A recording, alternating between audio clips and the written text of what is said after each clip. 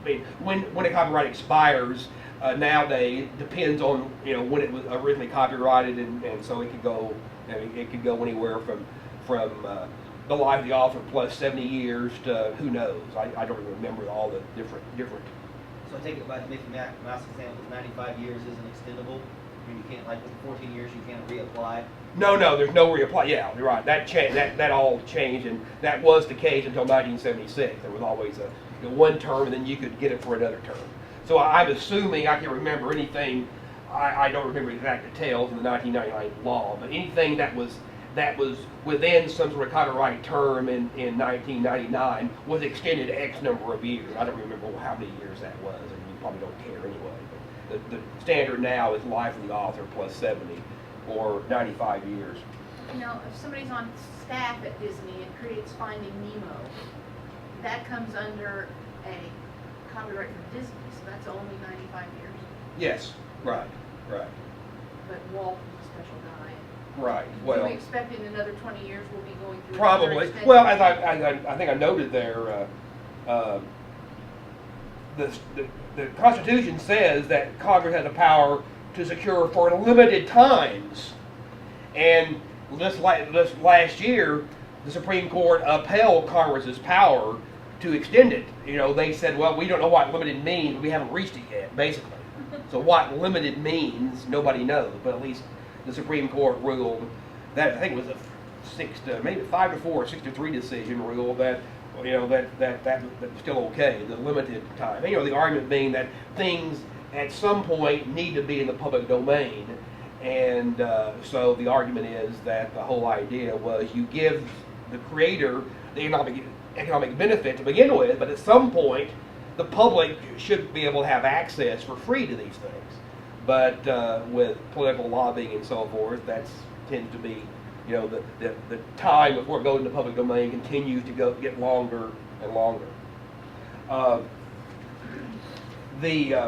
And here again, the penalties, except for copyright, as I said, you can read those for yourselves. There are the actual damages, obviously, statutory damages if you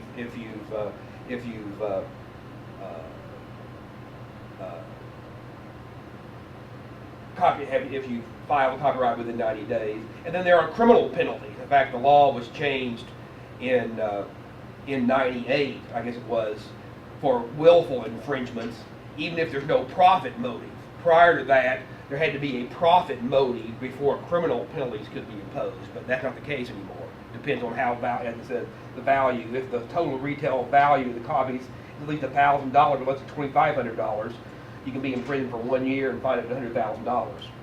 And then so the criminal penalties have been really kicked up several notches, as Emerald would say.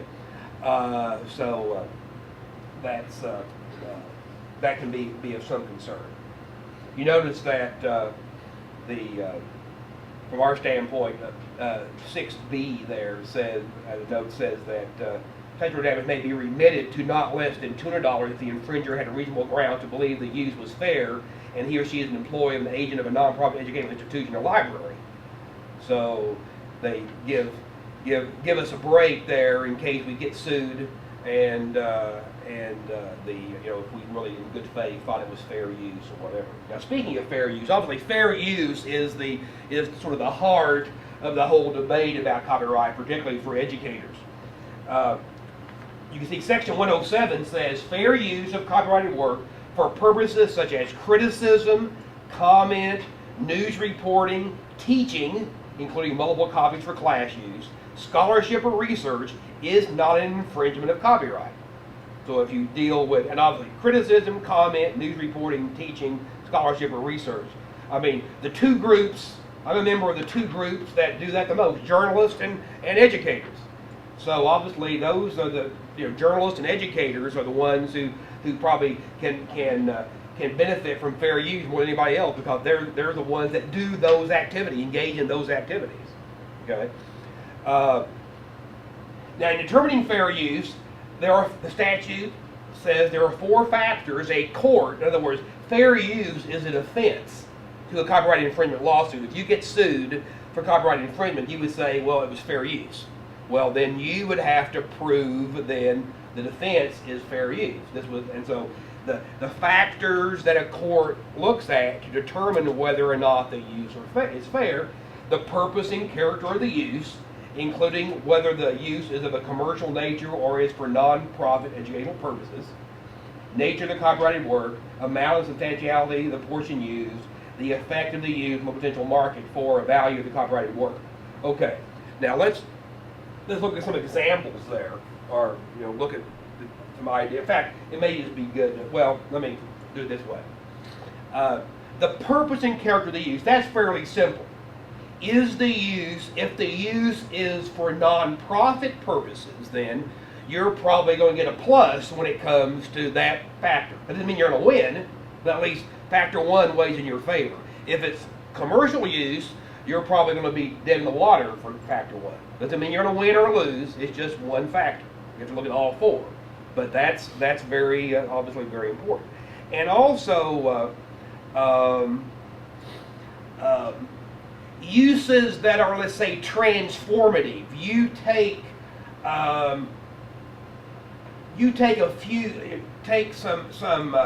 scholarship that someone did, and you use it and expand on it, and add new meaning to the original work.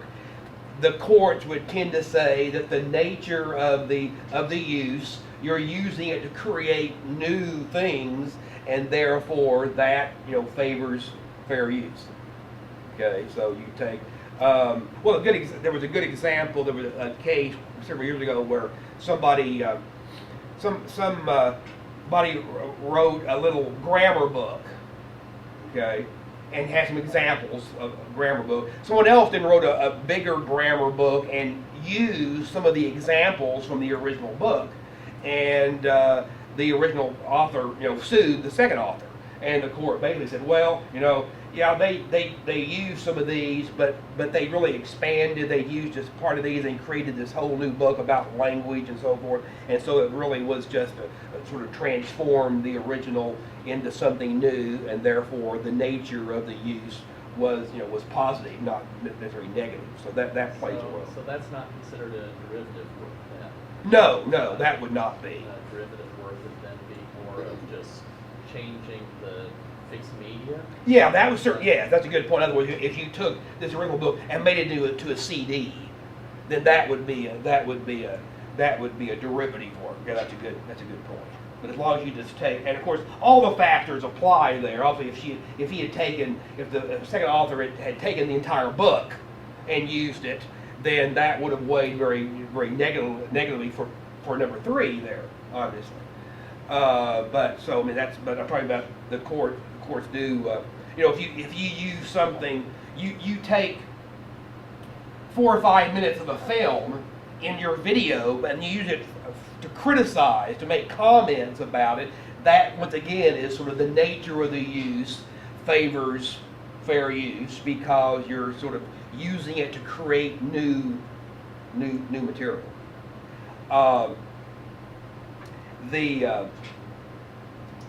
The nature of the work itself. So you have the purpose of the use and then the nature of the work. Now there, the more creative the work is, the less likely factor two is going to weigh in your favor.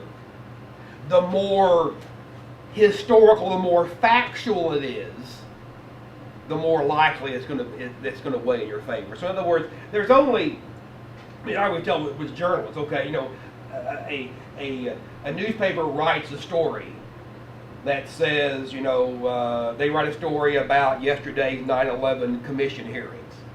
Okay, now that's all factual. So in other words, the only thing the copyright of the Chicago Tribune protects is an absolute word-for-word rip-off of that story.